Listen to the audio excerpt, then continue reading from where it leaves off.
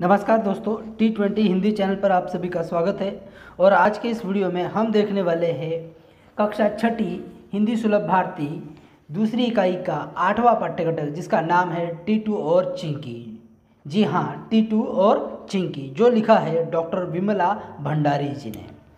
तो डॉक्टर विमला भंडारी जी एक बाल साहित्यकार है और यह प्रस्तुत कहानी में उन्होंने एक हमें संदेश दिया है कि हमें सदैव मिलजुल कर रहना चाहिए तथा संकट के समय में एक दूसरे का साथ देना चाहिए। इस प्रकार का संदेश इस कहानी में दिया गया है। तो देखते हैं कहानी में क्या बताया गया है।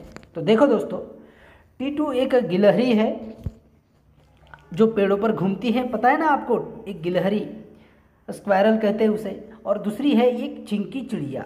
दोनों पड़ोसी थे, नेबर थे। पड़ोसी मतलब नेबर, एक दूसरे के आसपास रहने वाले, उसे कहते हैं नेबर। दोनों पड़ोसी थे। टीटू का घर पेड़ की खोखल में था। टीटू जो था, जो गिलहरी थी, उसका खोखल में घर था। मतलब पेड़ को एक जो सुराख होता है उसे खोखल कहते हैं। जैसे कि देखिए, पेड़ के तने में बना हुआ बड़ा सा छेद जो होता है ना, उसे कहते हैं खोखल। तो खोखल में था और चिंकी का घोंसला पेड़ की शाखाओं पर था। और जो चिंकी का घोंसला था वो पेड़ की शाखाओं पर था, मतलब टहनी पे था। तो देखिए दोस्तों, यहाँ पर आपको एक याद रखना है कि टीटू का घर जो था खोखल में था, मतलब छेद में था, और चिंकी का घोंसला जो था वो टहनी पर था, पेड़ की शाखाओं पर था। चिंकी जब दाना चुगने जाती तब टीटू सभी बच्चों का ध्यान रखती। देखिए, चिंकी जब दाना चुगने के लिए जाती तो जहाँ पर जो चिंकी के बच्चे थे उनका ध्यान कौन रखता था? टीटू।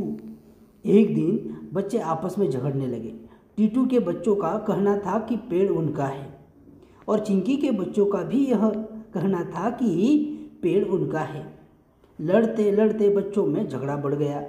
हम पड़ोसी हैं, हमें मिलजुल कर रहना चाहिए, टीटू उन्हें समझाने लगी। किंतु माँ, चिंकी चिड़िया के बच्चे फलों को जूठा कर देते हैं। भला हम झूठे फल क्यों खाएं जबकि पेड़ हमारा है? टीटू के बच्चे मिंटू ने कहा। अब टीटू के बच्चे का नाम क्या है यहाँ पर? मिंटू। मिंटू ने कहा, तुम कैसे कह सकते हो कि यह पेड़ तुम्हारा है? चिंकी के बच्चे रिंकी ने प्रश्न किया। तो चिंकी के बच्चे का नाम क्या हुआ? रिंकी। हम पेड़ के तने में रहते हैं, हमारा जन्म इसी खोखल में हुआ।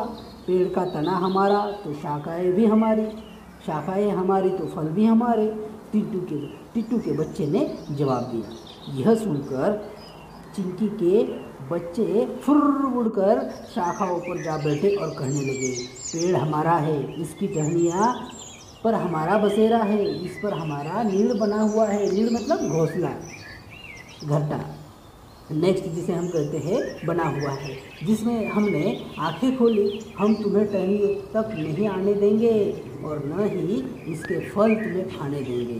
टीटू गिलहरी यह सुन बड़ी परेशान हुई। बच्चे लड़ाई पर उतारू थे, एक दूसरे को पेड़ से भगाना चाहते थे।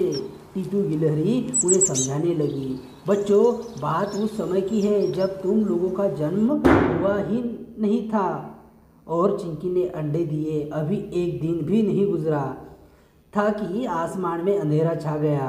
तेज़ हवाएं चलने लगी। डर के मारे चिंकी शोर मचाने लगी। उसे डर था कि शाखाएं हिलने से उसका घोंसला नीचे गिर जाएगा, फिर उसमें रखे अंडे भी गिरकर फूट जाएंगे।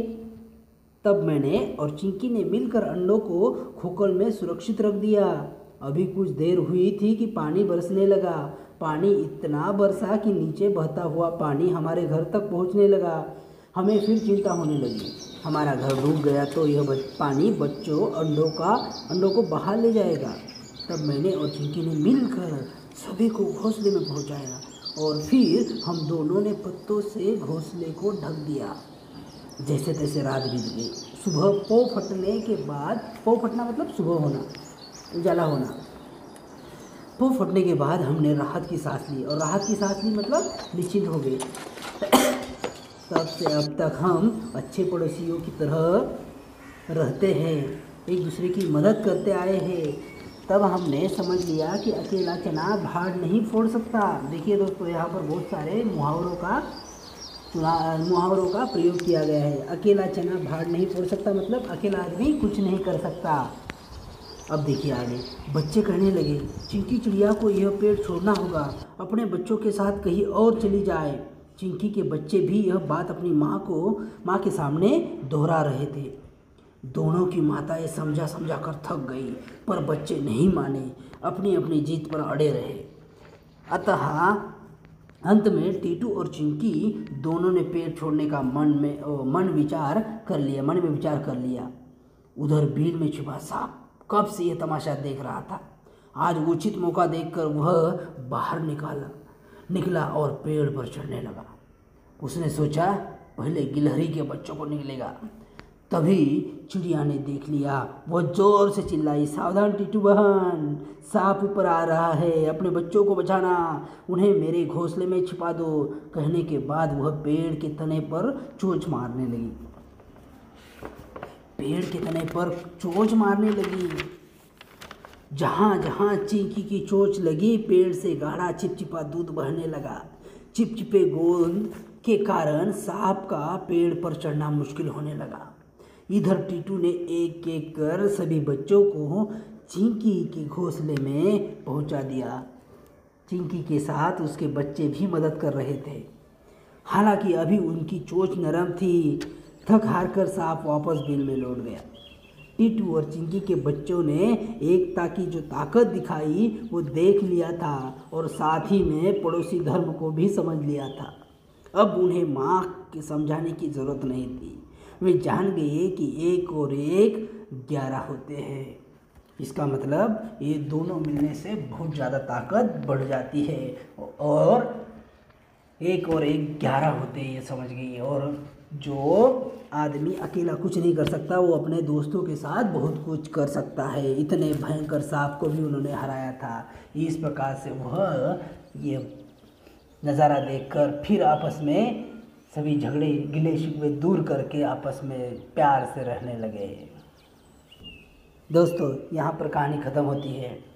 हमें भी इस कहानी से सीखना है कि हमें आपस में मिलकर रहना चाहिए और संकट के समय में एक दूसरे की मदद करनी चाहिए। यदि आपको ये वीडियो अच्छा लगा तो इसे लाइक कीजिए, दोस्तों के साथ शेयर कीजिए। हमारे चैनल पर नए हो तो इस चैनल को सब्सक्राइब कीजिए। अब देखते हैं हम कुछ प्रश्नों के बारे में। तो देखिए, यहाँ पर विराम चिन्हों के बारे में बताया गया है और कुछ प्रश्न दिए हैं। जलचर, थलचर और उभयचर प्राणी और नभचर। तो मैं बता दूँ आपको, थलचर मतलब ज़मीन पर रहने वाले प्राणियों के नाम आपको यहाँ पर लिखना है, जैसे कि गाय, भैंस, शेर, चीता तो पेड़ पर भी रहता है, तो ये सभी नाम लिखना है। और जलचर मतलब मगरमच्छ, मछली यहाँ पर दिया है, जो भी इसमें से है ये वहाँ पर लिखना है। उभयचर मतलब दोनों तरफ, उसमें पैरट आ गए, उसके बाद गिलहरी है, उसके बाद देखो चिड़िया है, और उसके बाद नभचर मतलब नभ में उड़ने वाले, उसमें जो उड़ने वाले पंछी है उनका नाम आपको लिखना है। इस प्रकार से ये प्रश्नों के उत्तर लिखने हैं।